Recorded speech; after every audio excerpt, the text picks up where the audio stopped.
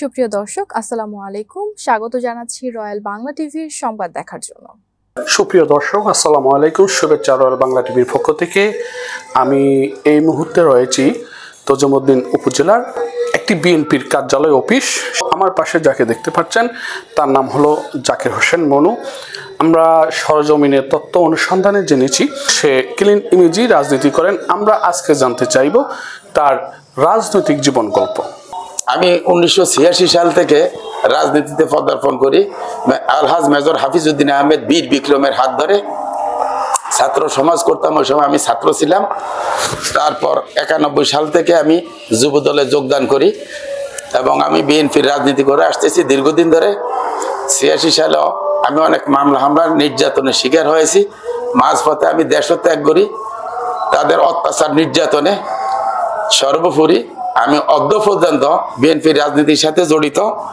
14 সাল এবং 18 সালে ব্যাপক অত্যাচার এবং নির্যাতনের শিকার আমি হই এবং অনেক মামলা হামলার শিকার হই।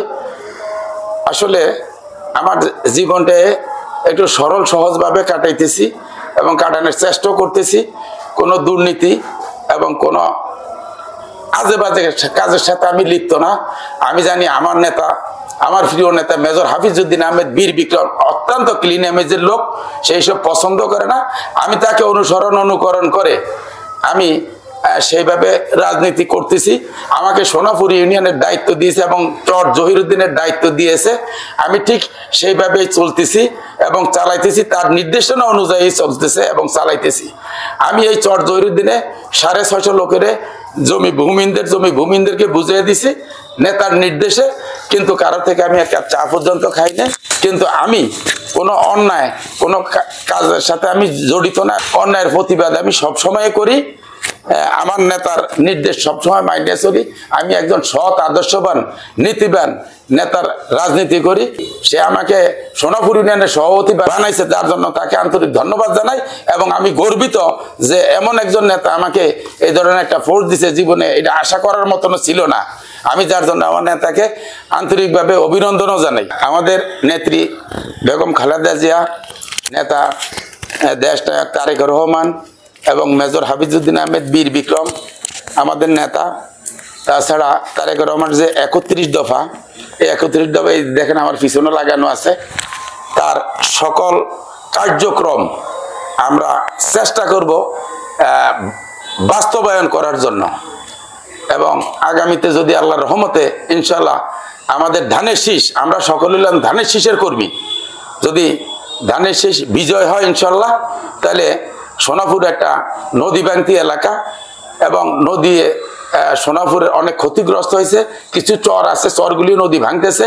এই নির্যাতিত এবং ভূমিহীনদেরকে বিনা পয়সায় নেতার কাছে অনুরোধ থাকবে এদেরকে সেটেলমেন্টের মাধ্যমে জমি দেওয়া। এই সাধারণ গরিব দুঃখী মেহনতি মানুষ এক টুকরা জমি পাইলে মনে হয় যেন শান্তিতে থাকতে পারবে, এটাই ওদের প্রত্যাশা।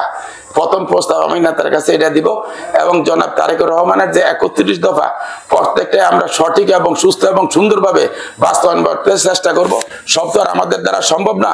আমাদের প্রিয় নেতা মেজর হাফিজউদ্দিন আহমেদ বীর বিক্রমের সাহায্য সহযোগিতায় আমরা সোনাপুর ইউনিয়ন ভূমিহীন, দুর্গত এবং নির্যাতিত ইউনিয়ন, নদী ভাঙতি ইউনিয়নকে সুস্থ এবং সুন্দরভাবে একটা মডেল ইউনিয়ন পুরস্কার দিতে চেষ্টা করবো ইনশাল্লাহ।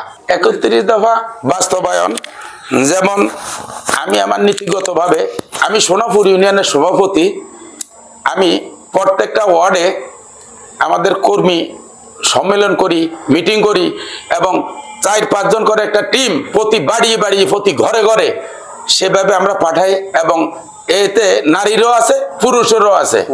এভাবেই তারেক রহমানের যে 31 দফা অনুকরণ করে তা বাস্তবায়ন করার জন্য এবং সে কোনো অন্যায় এবং দুর্নীতি পছন্দ করে না। আমার নেতা মেজর হাফিজউদ্দিন আহমেদও এইসব পছন্দ করে না।